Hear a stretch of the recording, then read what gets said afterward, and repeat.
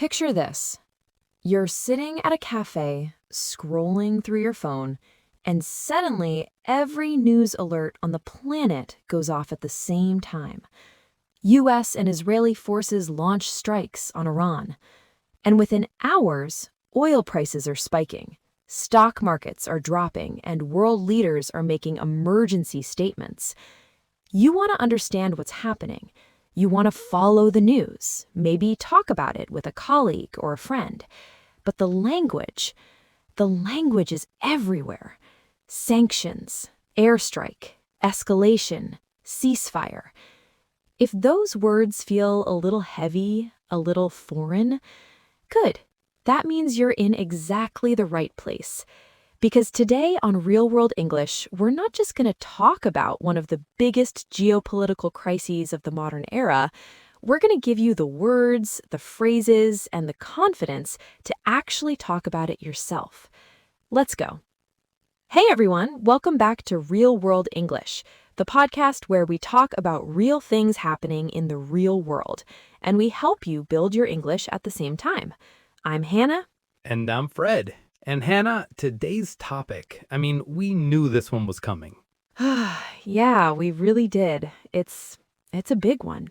It's a huge one, like genuinely one of those moments where you feel like the whole world is holding its breath, you know? Exactly.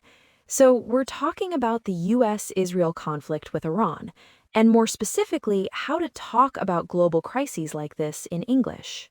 Because whether you're watching the news, reading articles, or just trying to follow a conversation with a native speaker, this stuff comes up, and it can feel really overwhelming if you don't have the vocabulary. Right, so that's what we're here for. All right, Fred, let's jump in. Okay, so first things first, let's just give people a quick overview of what's been going on. And Fred, I know you've been following this really closely. Yeah, it's been kind of impossible not to.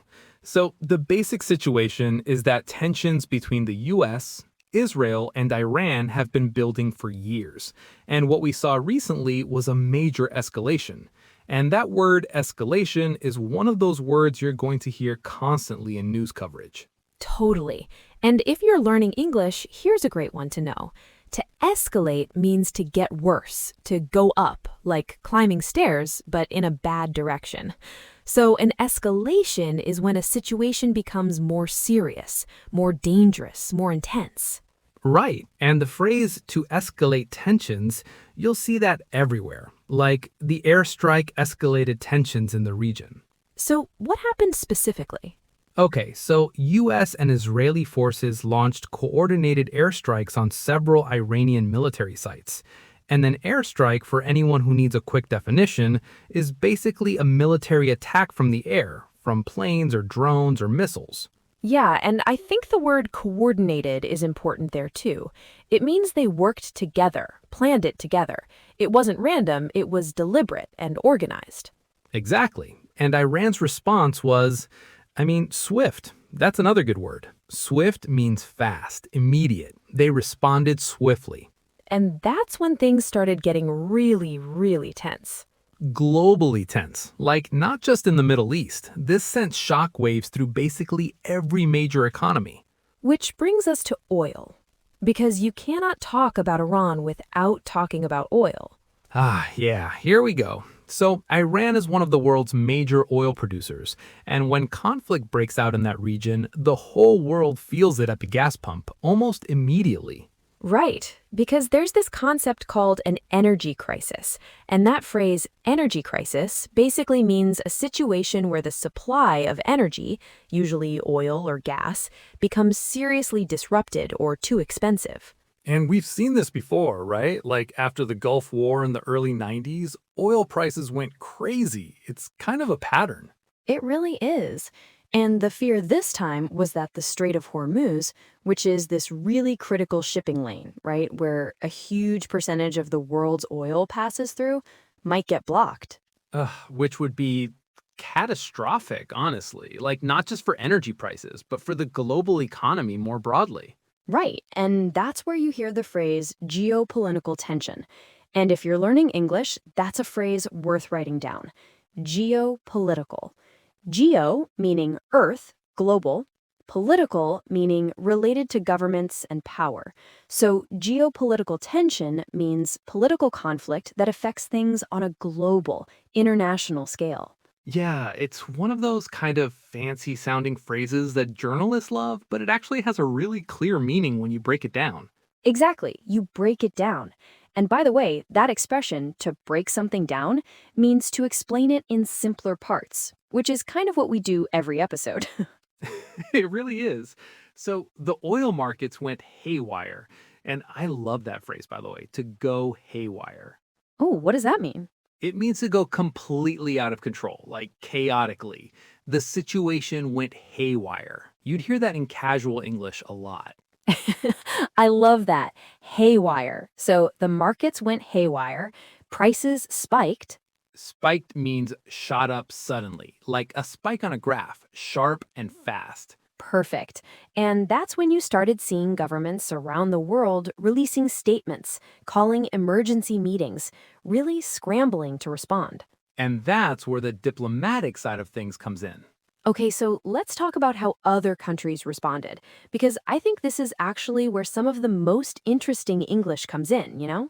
Yeah, because diplomacy has its own kind of language. It's very polished, very careful. Right. It's almost like everyone's trying to say something serious without actually committing to anything.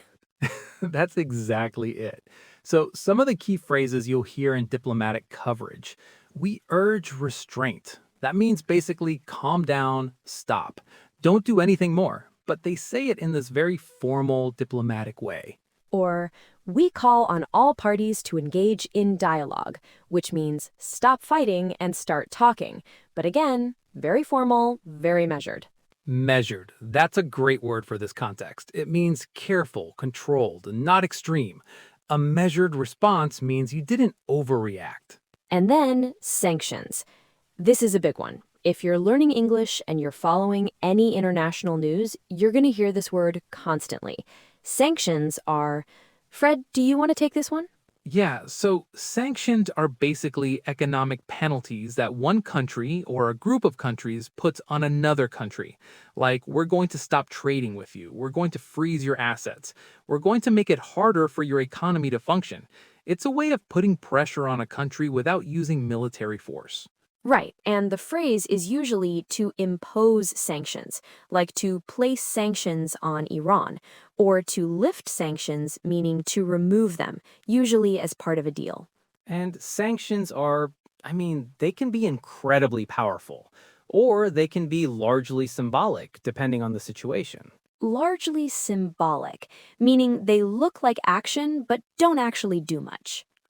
Yeah, which, let's be honest, is sometimes how international politics works. Fred's getting cynical, but he's not wrong. And that's actually where the concept of ceasefire comes in, because eventually, hopefully, the goal is always to stop the fighting. Right, a ceasefire. And that word is pretty intuitive, actually. Cease means to stop, fire as in gunfire, warfare. So a ceasefire is an agreement to stop fighting, even if it's temporary. And the phrase to broker a ceasefire, to broker means to arrange, to negotiate, to make happen. So to broker a ceasefire means to work out a deal to stop the fighting. And that's often what you see organizations like the UN trying to do: broker ceasefires. Mediate, another great word. To mediate means to help two sides come to an agreement, like a referee, but for countries. Like a referee for countries. I love that. It works, right? Okay, so I want to spend a minute on something really practical because one of the things our listeners often tell us is, I understand the news, but I don't know how to talk about it in English. Like, how do I actually have a conversation about something this serious? Yeah, and I think part of it is just having those sentence starters, those phrases that help you jump into a conversation about a heavy topic. Right, so some useful ones. From what I understand, that's a great opener because it shows you're sharing your interpretation, not presenting yourself as an expert. Or, I've been following the situation and it seems like, again, hedging language. Hedging means softening, being careful not to overstate. Really important in discussions of complex topics. And it remains to be seen. I love this one. It means we don't know yet. The future is unclear. Like, it remains to be seen whether the ceasefire will hold. That sounds really natural and native. Very natural, very native. And what about when you want to express an opinion? Because this is a politically sensitive topic. Right, so I think it's concerning that, or what worries me is, those are ways to express a view without sounding too aggressive.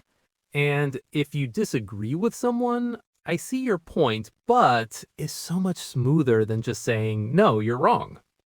Infinitely smoother.